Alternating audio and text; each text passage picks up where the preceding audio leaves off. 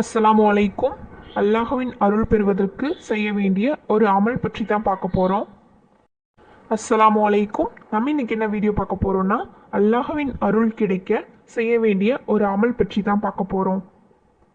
அந்த அமல் என்னவென்றால், ஒரு வார்த்தையை நாம் கூறினால் அல்லாஹ் நமக்கு 10 முறை அருள் புரிகிறான் என்று நபி ஸல்லல்லாஹு அலைஹி வஸல்லம் அவர்கள் கூறினார்கள்.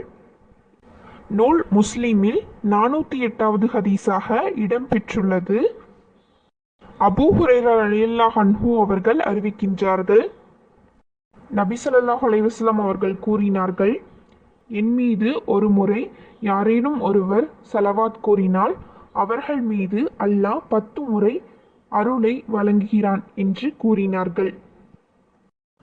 இந்த ஹதீஸில் வருவது போல், நாம் ஏதேனும் ஒரு ஸலவாத்தை ஒரு முறை கூறுவதால் நமக்கு 10 முறை அல்லாஹ் நமக்கு அருள் புரிகிறான். நாம் ஜும்மா நாளிலும் மற்ற நாட்களிலும் அதிகம் ஸலவாத் ஓதி அல்லாஹ்வின் அருளை பெறுவோமாக. ஆமீன் கூறுங்கள்.